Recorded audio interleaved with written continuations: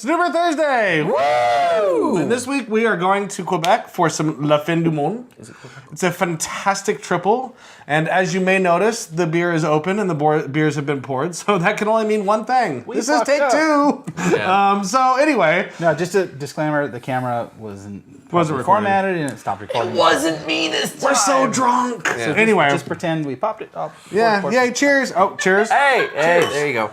So this is a triple. It's delicious. I believe this was done on the show before, like in the early days of Unibroue Thursday. Yes, this was one of the first 10 episodes of Unibroue Thursday with the previous cast members. We didn't do it justice on the previous show, and we actually got called out on the fact that we were a little bit disrespectful with it. We didn't properly pronounce the name, that kind of thing. We're older and wiser now. Yeah, so, but it's a fantastic beer. Unibroue is a fantastic brewery from Quebec. They do some really good stuff. What exactly is this beer? This is a triple on lees, which they say, they are specific about saying that. And a lot of beers are on lees or whatever.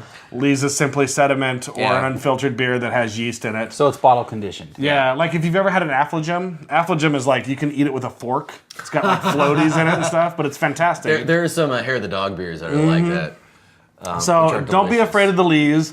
They aren't going to hurt you any. You're not going to get a yeast infection or anything stupid like that.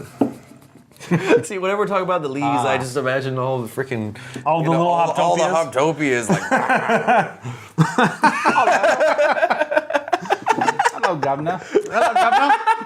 So anyway, but anyway. How was that one? Beautiful. That was all right. His accent, he needs a speech therapist. Sorry. I'm sorry. That's not what a speech therapist does. All right, so... Anyway, see, the beauty of Unibroue, we think is how it's pronounced. It's not Unibroue, but... That's how I pronounce it. Yeah, I know. Yeah, wow. But the beauty of their whole line of beers is that you can pretty much go through their whole catalog and get a really good idea just of Belgian-style beer. I mean, they have this is their triple, which is a really great example of a triple. I mean, they've got a really great quad, double. Right. I think this is... dark spice beers, wheat beers. This is my favorite triple outside of Belgium. A nice... That's a good way of putting it. Fruity candy kind of thing. Yeah, it's a very sweet aroma. Like you mentioned earlier, peach. A little bit of peachiness. A lot of peach on it. That's really good. Bubblegum's got a little bit of bubblegum, which while is an off flavor for a lot of beers, is not an off flavor for these beers. Yeah, that's something you actually go for a little bit. That clove, banana-y bubblegum kind of flavor. Yeah, a little bit of bananas coming through on the palate there. And that's all the Belgian yeast that they're using. It's designed to give off those kind of esters. Yeah. And it's funny because some people are like, bubblegum, what the hell? Try Chimay. Chimay, especially the blonde. I mean, you taste that. Which is that's a triple as well, right? Wow, yeah, exactly. Well, it's a pale strong. Yeah. It's not exactly a triple, but the line is a little fuzzy, if you ask me. So we're also going to be doing Unibroue on the Master Pairings with Lori Delk, the fabulous one and only. Hey y'all, and she's gonna be on the show, minus the butter and the racism. So go watch that.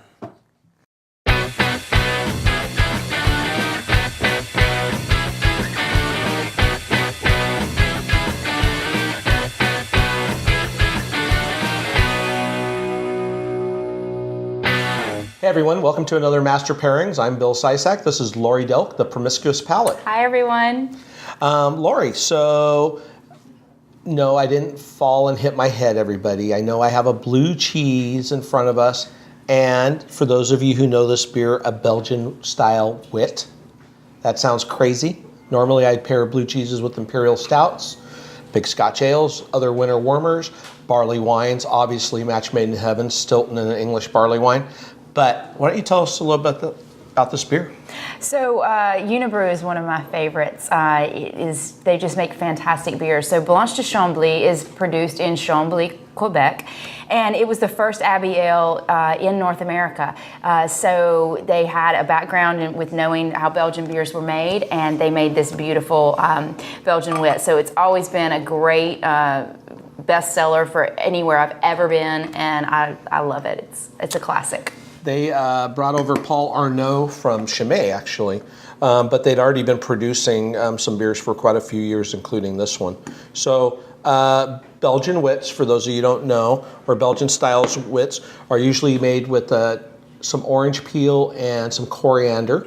They're added in to go along with the Belgian yeast strain that's used. They're light and refreshing, have a large percentage of unmalted wheat so that they have this refreshing tartness that comes from the wheat. So normally you've seen me pair Belgian wits with things like fruits, salads, yogurts, omelets, things like that. White fish is another natural for it, but blue cheese? I don't know. Everybody was looking at me funny when I was saying it. So this is Saint Agur. It's from France, and it is a very mild blue cheese. There are definitely some American versions that are mild. There's some West Coast blues that are very mild, so you want to check and look up mild blue cheeses, and I think you're going to like it. So let's try the beer first one. Cheers. Cheers, my dear. Light, refreshing, tart citrus nose, has a beautiful quenching palate, some grassy, light hay notes, definitely citrus, definitely a little spice, not pepper, very interesting soft spices, and perfect beer for hot weather. I'm guessing this is probably under 5%. Most of them are. I think it's right. 5% on the dot. Yeah. Great beer first thing in the morning. Sounds crazy, drinking a beer first thing in the morning, but when I go on a lot of beer trips, a lot of people in the beer industry, will go on these beer trips and for festivals and conferences, and you get up in the morning, you guys go have brunch. What are you going to do? You're going to have a beer with your friends. This is the beer that you see out on a table Brunch a lot beer, of times, sure. Whether it's Blanche de Chambly or an American version or a Belgian wit. It's really excellent and light and refreshing. So I know you're a little nervous about this, but let's dig in and try this blue cheese with it. Let's do it. Creamy. That cheese is amazing. Another beautiful cheese that would go well would be a Gorgonzola Dolce, which has high milk fat and it's very soft and mild and creamy. That works beautifully. So what do you think of this cheese? You know what? It actually works really well, guys. It brings out sort of like the hay notes that we were talking about. And I got to tell you, it transports me. I drink this beer and I eat this cheese, and I am either in France or I am in the countryside. I grew up around farms. And it really brings that out to me. And you get a little bit of citrus note in there for the refreshing. I actually am pleasantly surprised how well this works. Yeah, a lot of times blues are so strong and aggressive, and you need a big aggressive beer. Now, beer is much more versatile, as I always say, than wine, even though I love pairing wine. Wine, you really have to match strength to strength. And when you're first starting out pairing beer, I highly recommend that you kind of follow that rule also with beer, where you match strength to strength. But once you've gone through that kind of first level and got some credibility for your pairings and things like that, then you want to start experimenting. And this is the kind of thing I've been doing for decades. And it's just really fun to find something like a blue cheese and shock people. Normally I pair blue cheeses with those strong beers, like I said, barley wines, imperial stouts, things like that, Scotch ales. Which is beautiful, but this is great. Really exciting because you're really bringing out the cow's milk. You're getting a lot of the hay, like you said, and grass from where the cows grazed.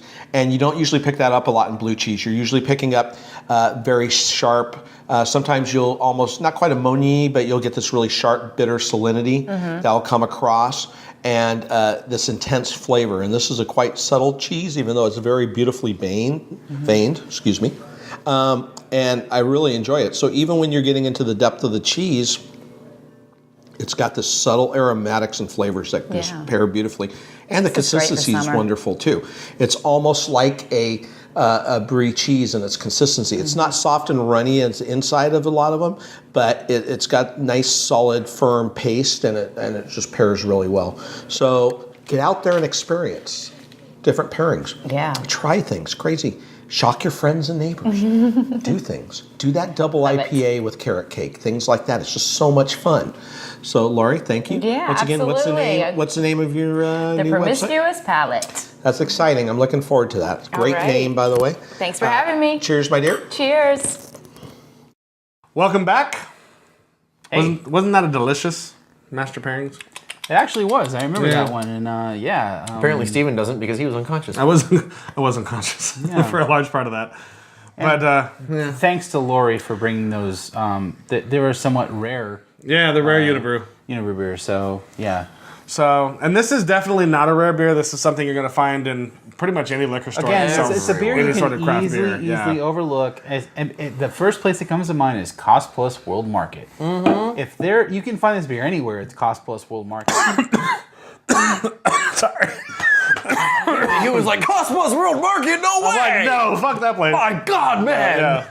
No, it's just because they have a decent selection of craft and international beer. They do, and Cost Plus, they're always kind of dodgy to me as far as dodgy. like lighter, like hoppy beers. I don't know if I'm gonna do that. But Try your local Total Wine. This would last like years on the shelf. Yeah. So you Right. can pretty much But when find I it think of anywhere, and Cost it's Plus, gonna I think of hold this. up. I think of Old Rasputin because Yeah. it's just there. Yeah. And you can't go Always. wrong if you buy. But if you go there and you see an Arrogant Bastard or maybe a, They've got some IPAs on the shelf. you might want to Check the date. turn the wheel. Well, Check the date. but check your local Total Wine or your local liquor store. You're gonna find this. It's very easy to Definitely, find. Yeah, it's going to be So, quality. Yeah. before we jump into events, I want to take a brief moment for myself personally. This was a big week for those of you who do know, and those of you who don't, I guess. Then you clearly haven't been paying attention. I'm gay. Show ever. Yeah, right? Shocking! No, so, John's like, I don't, no. Yeah. No, but this week, the Supreme Court ruled on DOMA and got rid of it. Prop 8 was also struck down, sort of. Well, they got rid of a provision in DOMA. Right, Section And 3 of DOMA was struck down, but the rest of it's going to go away now. They basically gave Prop 8 back to the district court, Right. who said this is bullshit, and now Right. it's bullshit. So I want to say congratulations to my gay and lesbian brothers out there who no, are now considered. congratulations to the human race in Right, California. Like, right.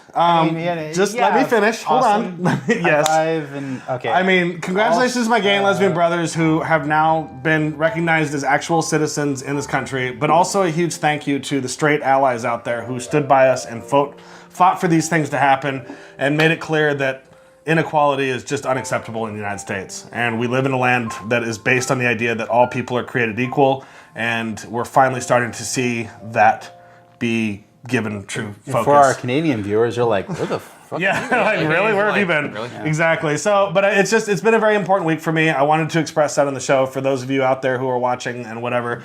So, yay us, we won. Cheers! Well, it's just not cheers us. to equality. Cheers. Well, when I say us, I mean everybody.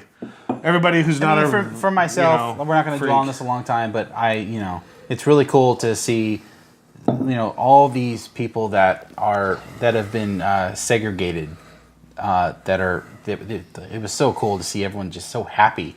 It was like this surreal moment, So that's just my point of view, and So yes. It's about fucking time. Well said, Matt. Anyway, so where can you find us coming up? We're going to be at the HopCon down in Stone, Liberty Station, which is the release of the Woot Stout. Yes, with Greg. It was the Stone Brewing Company, Will Wheaton, and Drew Curtis collaboration from Fark.com. And then that's July 17th. On August 10th, That's at Liberty Station too. At the Liberty Station, yeah. On August 10th, we'll be at 38 Degrees for the full Pint 6th anniversary party, which is going to be amazing. Be epic. Their beer selection, or their beer list is getting out of control. It really is, and it's even better than last We're year. going to That hire says a them for lot. our anniversary party.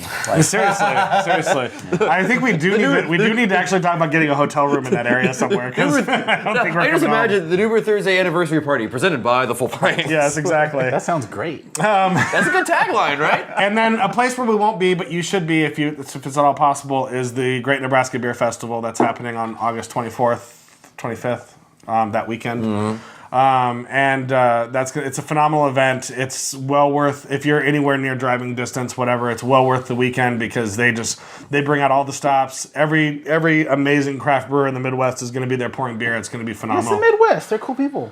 They're cool peeps. Yeah. So Even though Steven hates the Midwest. I'm going to be in the Midwest in 2 days. I think Steven hates the environment, not the people. That's true. Actually, it's the other. But my experience in my experience in the Midwest was with the really, really religious conservative people of the Midwest. Yeah, it was with the wrong group. But that's going to be altered, changed because significantly. you're going Yes. to be in. I'm going to be in St. Louis. St. Louis, I'm yeah. actually in St. Louis as you're watching this. I'm there right now. We're going to be tweet that motherfucker. Yeah, if you're on Facebook or Twitter or whatever, follow me at Darth Weef, also Newbury Thursday on Facebook. I'm going to be letting everybody know where we're at, where we're going. I'd love to meet you if you're in the area. Let's have a beer together. That'll be awesome. I want to go. Yeah. I want to go, but I can't. I'm sorry. Yeah, me too. That sucks. We'll make a trip out there one Wait, day. hang on, wait for it. On that note, I'm going to see my man. And until next week, as always, stay safe and drink beer. Oh, don't be sad. That was the most solemn way of putting that ever. Come on, let's give more life to it. Stay safe and drink beer, bitches. Hey! Cheers.